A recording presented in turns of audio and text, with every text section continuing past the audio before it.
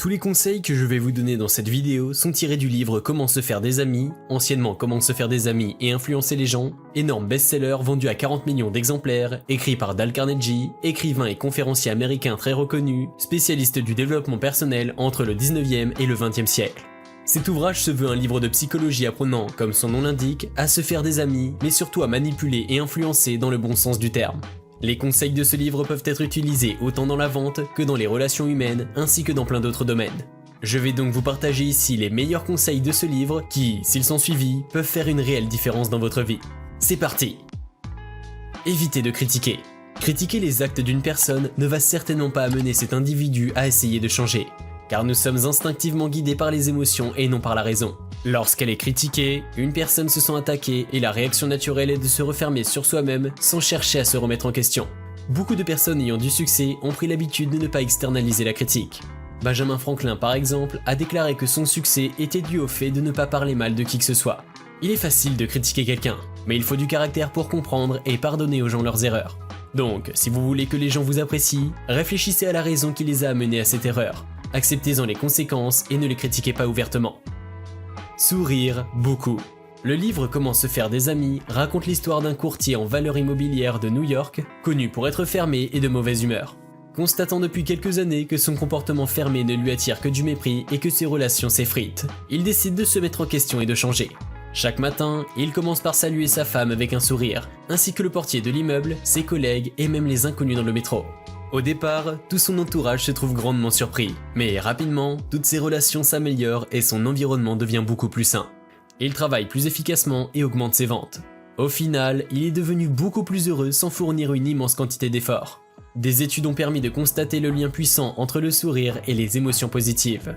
On sait que les pensées positives conduisent au sourire, mais il faut également savoir que le sourire génère inconsciemment de bonnes émotions chez les autres, mais également chez vous-même. Par exemple, lorsque vous êtes malheureux, forcez-vous à vous comporter comme si vous étiez joyeux. Souriez et sifflez et vous verrez que vous deviendrez réellement plus heureux. Ne pas oublier un nom. Se souvenir et utiliser le nom d'une personne est une manière subtile mais puissante de convaincre de sa sincérité.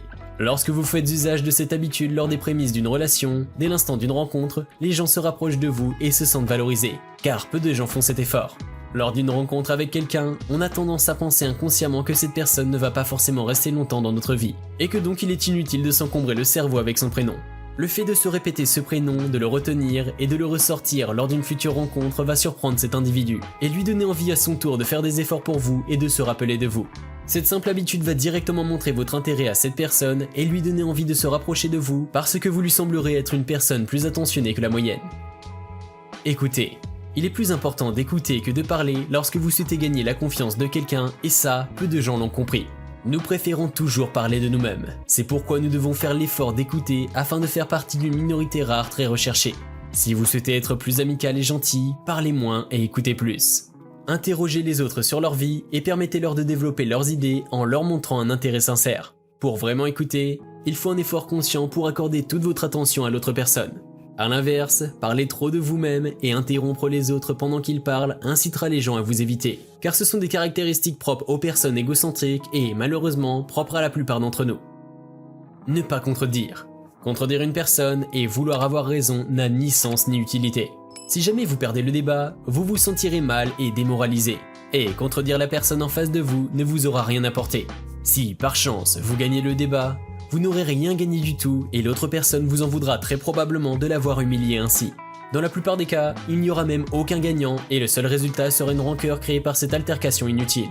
De plus, dans 9 cas sur 10, la discussion renforcera la réflexion de l'autre personne sur le sujet qui a généré le conflit.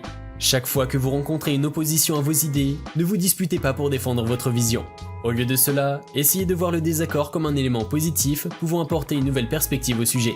Écoutez ce que l'autre personne a à dire sans résistance ni protestation, et promettez de revoir attentivement ses conseils.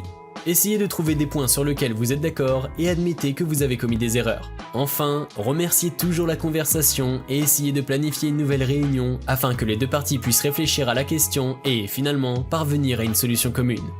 Tout cela ne doit se dérouler que si la personne en face est d'accord de se remettre en question et d'avoir cette discussion. Si cette personne préfère se passer de votre avis, alors respectez ce choix et ne vous imposez pas. Si jamais cette vidéo vous a été utile ou instructive, n'hésitez pas à la liker, la commenter ou la partager. Ça me ferait énormément plaisir et ça me soutiendrait beaucoup. Abonnez-vous et activez la cloche des notifications pour ne rien rater. On se retrouve la semaine prochaine pour une nouvelle vidéo. N'hésitez pas à me proposer en commentaire un phénomène, un effet, une loi ou un concept que vous voudriez que j'aborde. À bientôt.